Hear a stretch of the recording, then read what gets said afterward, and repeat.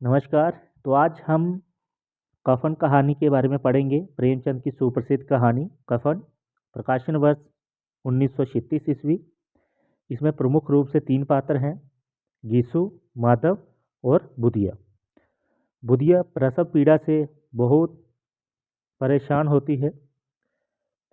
गीसू माधव का पिता है और बुधिया माधव की पत्नी होती है।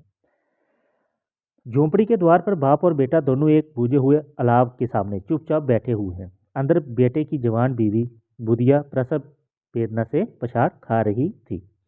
रह रहकर उसके मुंह से दिल दहलाने वाली आवाजें निकलती हुई कि दोनों कलेजा थाम लेते थे। झाड़ू की रात थी, प्रकृति सन्नाटे में डूबी थी, सारा गांव अंधकार में लय था। गीसू ने कहा, मालूम होता है बचेगी नहीं, सारा दिन दौड़ते हो गया। अब इसमें माधव चिढ़कर बोलता है, मरना ही है तो जल्दी मर क्यों नहीं जाती। अब हम इसका संक्षिप्त परिचय ही पढ़ेंगे। अब ये बोलता है उसको, तू बड़ा बेदर्द है वे, साल भर जिसके साथ सुख चैन से सो रहा है या रह रहा है, उसी के साथ इतनी बेवफाई। तो मुझसे तो उसका तड़पना और हाथ पांव पटकना नहीं देखा जाता। चमारों का कुनबा था और सारे गांव में बदनाम। अब इसमें होता क्या है, ये दोनों कामचोर होते हैं। जैसे माधव इतना कामचोर था कि आधे घंटे में काम करता तो दिन भर चिलम पीता रहता। अब ये दोनों बहुत कामचोर होते हैं। घर में इनके खाने के फाके पड़े होते हैं। और ये क्या करता है, गीसू पेड़ पर लकड़ियां तोड़ता है और माधव बाजार में जाकर बेच आता है। इनके पास पैसे नहीं होते, दोनों इधर उधर मारे मारे फिरते हैं। फाके की नौबत आ जाती है, बस लकड़ियां तोड़नी मजदूरी की तलाश करते हैं। परंतु गांव में इनको कोई काम नहीं देता, क्योंकि ये दोनों कामचोर होते हैं। गांव में काम की कमी नहीं होती, किसानों का गांव था, पर ये काम नहीं करते, इसलिए इनको कोई काम नहीं देता था। अब ये करते क्या हैं कि लोगों से कर्ज लेना, और लोग इनको गालियां भी देते थे, ये मार भी खाते थे, मगर कोई भी इन्हें गम नहीं था। दिन इतने थे कि वसूली की बिल्कुल भी आशा ना रहने पर भी लोग इन्हें कुछ न कुछ कर दे देते थे। आलू मटर की फसल में दसरों के खेतों में मटर या आलू उखाड़ लेते और उसको भूनकर खाते रहते थे। 10-5 उख उखाड़ लाते, जो गन्ने बोलते हैं इनको, तो उसको बैठकर रात में चूसते रहते।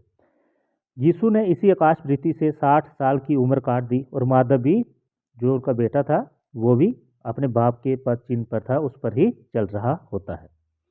अब जो माधव का जो ब्याह होता है वो अभी पिछले साल ही होता है।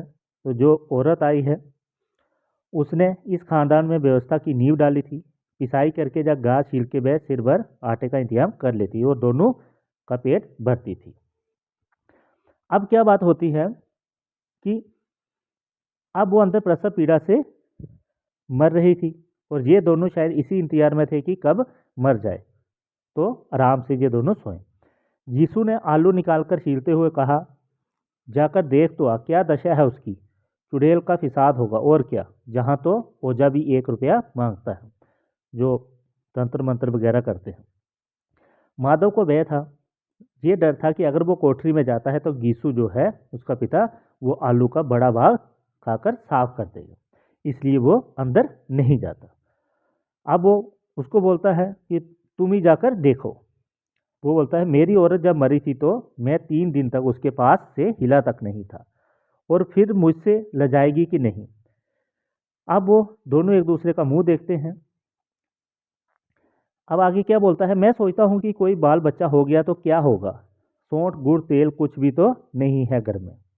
तो अब ये सोचता है कि वो मर जाए और जो उसके पेट में बच्चा है वो भी मर जाए। जिस समाज में रात दिन मेहनत करने वाले की हालत उनकी हालत से बहुत कुछ अच्छी ना थी, और किसानों के मुकाबले में ज़्यादा लोग जो किसानी की दुर्बलताओं से लाभ उठाना जानते थे, कहीं ज़्यादा संपन्न थे, वहाँ इस तरह की मनोवृत्ति का पैदा हो जाना कोई अचरज की बात ना थी। हम तो कहेंगे कि गीसू किसानों से कहीं ज़्यादा विचारवान था। ठीक है। अब इनका ये था। अब जो लोग थे, मतलब हम्म, अब इसमें जो गीसू है उसके बारे में बताया गया है, उनकी विशेषताओं जो कुछ भी है ये आप पढ़ सकते हैं। फिर भी उसे तकसीम था कि अगर वह फटेहाल है तो कम से कम उसे किसानों की सी जी तोड़ मेहनत तो नहीं करनी पड़ती और उसकी सरलता और निर्भरता से लोग बेवजह फ़ायदा तो नहीं उठाते। अब दोनों आलू निकाल निकाल कर जलते जलते खाने लगे। कल से तो कुछ नहीं खाया, इतना सब्र ना था कि उन्हें ठंडा हो जाने दे।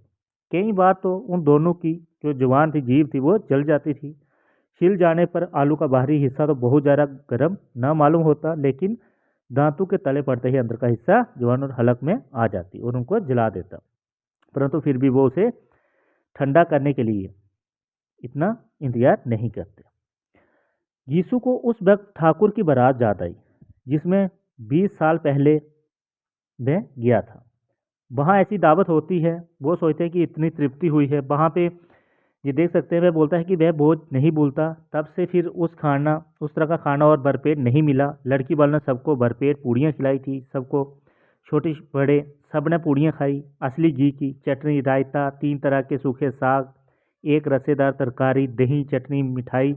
अब क्या बताऊं कि उस भोज में क्या स्वाद मिला। कोई रोक टोक नहीं थी, जो चीज़ चाहो मांगो और जितना चाहो खाओ। लोगों ने ऐसा खाया, किसी ने पानी ना पिया गया। मगर परोसने वाले हैं कि पतल में गरम गरम गोल गोल सुवासित कचौरियाँ डाल देते हैं। हम्म, अच्छा, अब मना करते हैं कि नहीं। अच्छा, अब इसमें क्या होता है, इनको वो याद आता है। माधव ने इन पदार्थों को मन ही मन मजा लेते हुए कहा, अब हमें कोई ऐसा बोझ नहीं खिलाता, अब कोई क्यों खिलाएगा। वह जमाना दूसरा था। तो अब इनको वो याद आता है। अब इसमें एक दूसरे को जो बोलते हैं। अब इन दोनों ने क्या किया कि भाई आलू खाया, पानी पिया और अलाव के सामने अपनी धोतियाँ ओढ़कर पाँव पेट में डाल सो रहे हैं, जैसे दो बड़े बड़े अजगर कुंडियाँ मारकर पड़े हों और बुधिया अभी तक करा रही थी। अब ये दोनों देखते हैं। माधव ने कोठरी में जाकर देखा तो जो स्त्री बुधिया थी वो ठंडी हो गई थी। उसकी सांसें जो थी वो निकल चुकी थी। मुंह पर मक्खियाँ भिनक रही थी। पथराई हुई आंखें ऊपर टंगी हुई थी। अब माधव दौड़ता जाता है यीशु के पास और फिर दोनों हाय हाय छाती पीटने लगे। पड़ोस वालों ने जब ये रोना धोना देखा तो वो दौड़कर आए। पुरानी मर्यादा के अनुसार इन वागू को समझाने लगे, मगर ज़्यादा रोने पीटने का अवसर ना था। कफन की लकड़ियों की फिक्र थी। तो अब ये क्या करते हैं कि ये बाप बेटा दोनों जमींदार के पास जाते हैं और इतनी भोली सूरत बना के जाते हैं, परंतु वो इनकी सूरत से नफरत करते थे। कई बार वे इन्हें पीट चुके थे। अब जमींदार पूछता है कि क्या हुआ गिसुआ, रोता क्यों है। तो अब ये अपना रोना धोना सुना के बताते हैं कि माधव की जो घरवाली है वो गुजर गई है, परंतु उन्हें इतना फर्क नहीं पड़ता। पर जब ये ज़्यादा गिड़गिड़ाते हैं तो वह उन्हें 2 रुपये देते हैं। जब जमींदार इनको 2 रुपये देते हैं तो फिर जो बाकी जो वहाँ के रहने वाले जो किसान थे तो वो भी इन्हें थोड़ा बहुत पैसे निकाल कर देने लगे। अब पैसों का इंतजाम भी होता है। अब जमींदार पैसे देते हैं तो जो बाकी जो किसान थे, ठीक है, वो भी इन्हें पैसा देने लगे। कुल मिलाकर इनके पास 5 रुपये की अच्छी रकम जमा हो जाती है। कहीं से अनाज मिल जाता है, कहीं से लकड़ी, ठीक है। ये चले जाते हैं बाज़ार में। बाज़ार में किसके लिए? कफ़न लेने के लिए। कफ़न लेने जाते हैं, पूरा दिन घूमते रहते हैं बाज़ार में। अब सोचते हैं कि कोई हल्का सा कफ़न ले लेंगे और दोनों बातें करते हैं कि कफ़न तो जल ही जाएगा, कफ़न का क्या करना है। तो अब दोनों पूरा दिन बाज़ार घूमते हैं। अब इसके बजाय ये बाज़ार ना जाने के बजाय ये चले जाते हैं मधुशाला में, शराब की दुकान पर। वहाँ से ये एक बोतल खरीदते हैं, ठीक है। बोतल खरीदने के बाद दोनों पीने लग जाते हैं। आप ये देख सकते हैं जहाँ पे जब तक दोनों ना जाने किसी देवी प्रेरणा से एक मधुशाला के सामने जा पहुँचे। जब देखें इसके बाद इन्होंने क्या किया कि चखना भी लिया। तली हुई मछलियाँ थी, ठीक है। दोनों बरामदे में बैठते हैं, शांतिपूर्वक पीने लगते हैं। अब पीने के बाद माधव आसमान की तरफ देखकर बोलता है, मानव देवताओं को अपने निष्पापता का साक्षी बना रहा हो। दुनिया का दस्तूर है कि नहीं, लोग ब्राह्मणों को हजारों रुपए क्यों देते, कौन देखता है परलोक में मिलता है कि नहीं। बड़े आदमी के पास धन है, चाहे फूंके, हमारे पास फूंकने को क्या है। अब ये दोनों वार्तालाप करते हैं और बात ये होती है कि ये सोचते हैं कि लोगों को क्या जवाब देंगे। अब ये बोलते हैं कि हम बोल देंगे कि कमर में रुपए रखे थे तो वहाँ से खिसक गए। अब दोनों आधी बोतल से ज़्यादा उड़ा चुके थे। 2 सेर पूड़ियाँ मंगाई थी, चटनी, अचार जो भी था वो आराम से बैठते हैं, खाते हैं। और फिर उसके बाद यीशु दार्शनिक भाव से बोलता है, हमारी आत्मा प्रसन्न हो रही है, तो क्या उसे पुण्य न मिलेगा? किसके लिए? बुधिया के लिए। तो माधव भी बोलता है, सिर झुकाकर बोलता है, हाँ जरूर से जरूर उसको पुण्य मिलेगा।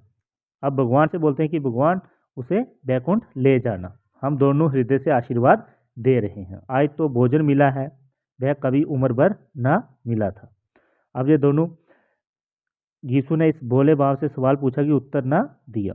वह परलोक की बातें सोचकर इस आनंद में बाधा ना डालना चाहता था। अब ये एक दूसरे को पूछते हैं कि वो ऊपर जाके नहीं पूछेगी कि भाई मुझे कफन क्यों नहीं दिया, पर आप ये ऐसा नहीं सोचना चाहते। तू कैसे जानता है कि उसे कफन ना मिलेगा?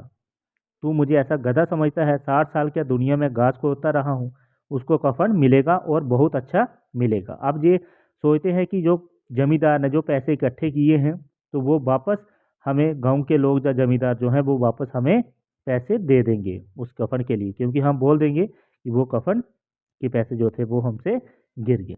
अब अंधेरा बढ़ता जाता है और ये शराब के नशे में मदमस्त होते हैं।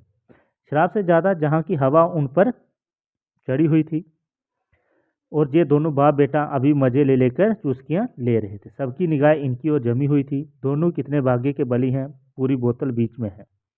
अब ये बर बैठ कर पूड़ियाँ खाते हैं और वहाँ पे एक भिखारी होता है, वहाँ पे जो पूड़ियाँ बचती हैं, जूठा जो खाना होता है वो उसको भी देते हैं और कहते हैं, यीशु ने कहा, ले जा, खूब खा और आशीर्वाद दे।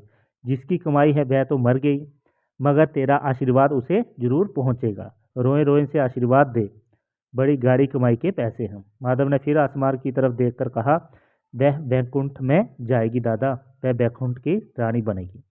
और वह दोनों, यीशु खड़ा हो जाता है, उसके बारे में थोड़ा बहुत बोलने लगता है। फिर माधव बोलता है, मगर दादा, बेचारी ने जिंदगी में बड़ा दुख भोगा, कितना दुख झेल कर मरी। वे आंखों पर हाथ रखकर रोने लगा, चीखें मार मार कर। यीशु ने समझाया, क्यों रोता है बेटा, खुश हो कि बहू माया जाल से मुक्त हो गई। बड़ी भाग्यवान थी जो इतनी जल्दी माया जाल मोह के बंधन उसने तोड़ दिए। और दोनों खड़े होकर रोने लगते हैं। पियकड़ू फिर गाना गाते हैं, ठगनी क्यों नैना जमकावे ठगनी। पियकड़ू की आंखें इन पर लगी हुई थी। दोनों अपने दिल में मस्त गाते जाते थे। फिर दोनों नाचने लगे, उछले भी, कूदे भी, गिरे भी, मटके भी, भाव भी बनाए, अभिनय भी किए और आखिर नशे में मदमस्त होकर वहीं गिर पड़े। कहानी कैसी लगी कमेंट करके बताएं। धन्यवाद।